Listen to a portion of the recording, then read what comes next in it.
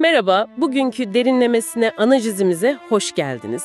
Bugün Albert Dürer'in o çok bilinen, ikonik Dua Eden Eller çiziminin ardındaki hikayeyi konuşacağız.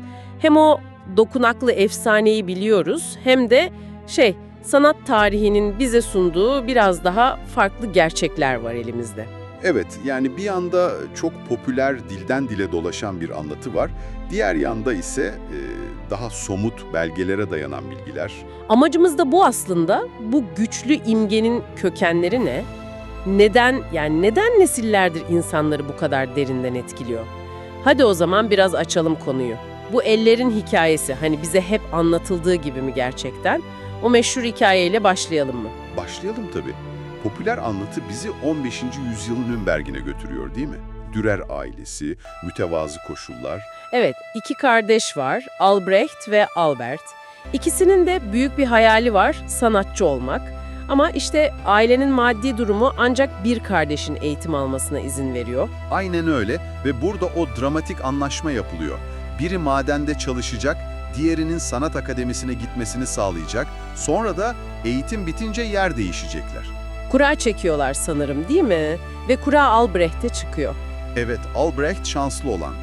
Albert ise büyük bir fedakarlıkla kardeşinin hayali için madenlerin o zorlu koşullarına gidiyor, yıllarca orada çalışıyor. İşte hikayenin en can alıcı noktalarından biri burası. O yıllar süren ağır iş Albert'in ellerini mahvediyor. Kaynaklar nasıl nasırlandığını, sertleştiğini hatta romatizmadan büküldüğünü anlatıyor. Kesinlikle. Öyle bir hale geliyor ki elleri artık incecik bir fırçayı bile tutamıyor.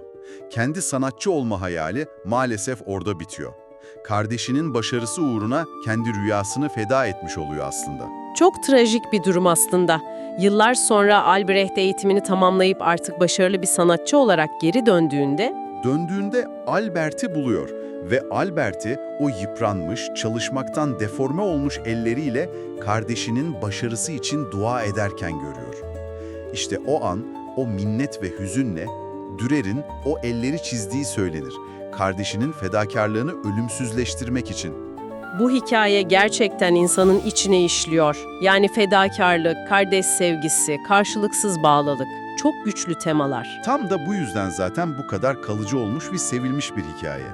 Bir resimden çok daha fazlası bir sembol haline gelmiş adeta.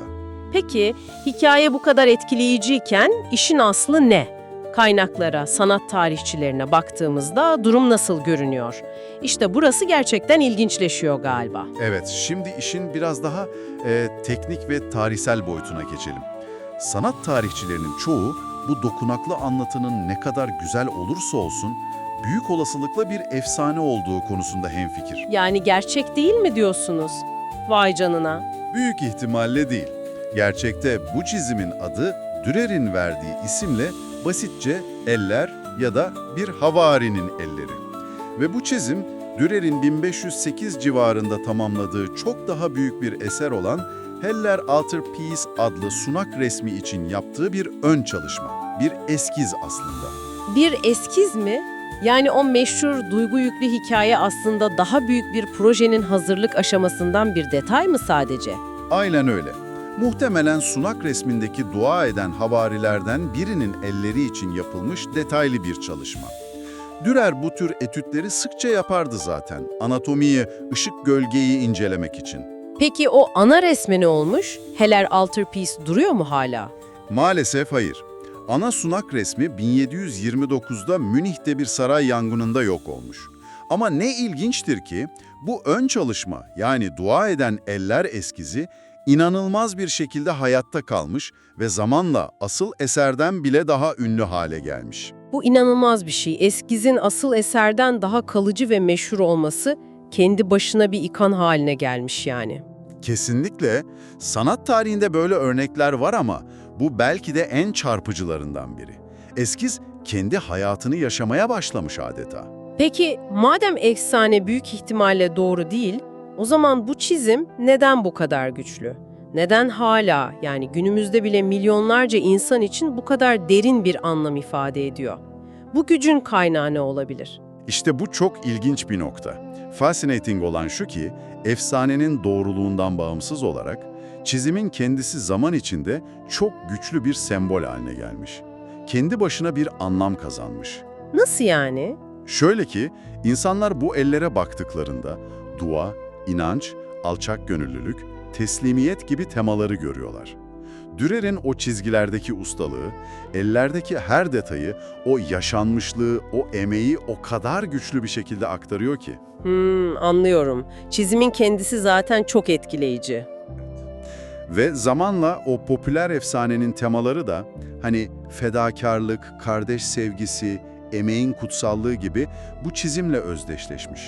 Efsane gerçek olmasa bile anlattığı değerler bu görsele yapışmış adeta. Çizimin kendisi bu anlamları taşıyacak kadar güçlü çünkü. Yani eser kendi mitolojisini yaratmış ve insanlar da bu mitolojiyi benimsemiş.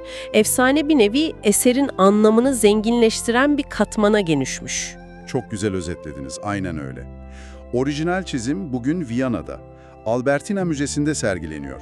Ve hala, yani yüzlerce yıl sonra bile oraya giden ziyaretçileri derinden etkilemeyi başarıyor. Belki de efsane insanların bu eserle daha kişisel, daha duygusal bir bağ kurmasına yardımcı oluyor, ne dersiniz? O teknik ustalığın ötesinde bir hikaye sunuyor. Kesinlikle buna katılıyorum. Efsane o estetik deneyime bir de duygusal derinlik katıyor. İnsanların o ellere bakıp kendi hayatlarından, kendi fedakarlıklarından, kendi dualarından bir şeyler bulmasını sağlıyor belki de. Demek ki bu ellerin gücü sadece Dürer'in sanatından değil, aynı zamanda ona yüklenen o kolektif anlamlardan, o paylaşılan hikayeden de geliyor. Sanatsal değerinin ötesinde hepimizin kalbine dokunan bir umut ve fedakarlık sembolü olarak yer etmiş. Evet, çok katmanlı bir durum söz konusu. Bugün işte Dürer'in dua eden ellerinin hem bu popüler, dilden dile dolaşan efsanesini hem de tarihsel kökenlerini, işin aslını konuşmuş olduk. Bir tarafta gerçekten yürek burkan bir kardeşlik ve fedakarlık öyküsü var. Çok dramatik. Diğer tarafta ise bir Rönesans ustasının inanılmaz bir gözlem gücüyle, teknik beceriyle yarattığı detaylı bir eskiz çalışması duruyor. İkisi bir arada varlığını sürdürüyor aslında. Peki, son olarak dinleyicilerimize düşünmeleri için bir şey bıraksak? Şöyle bir soru ilginç olabilir belki. Bir sanat eserini çevreleyen hikayeler, efsaneler, bunlar sizin o esere bakışınızı nasıl etkiliyor?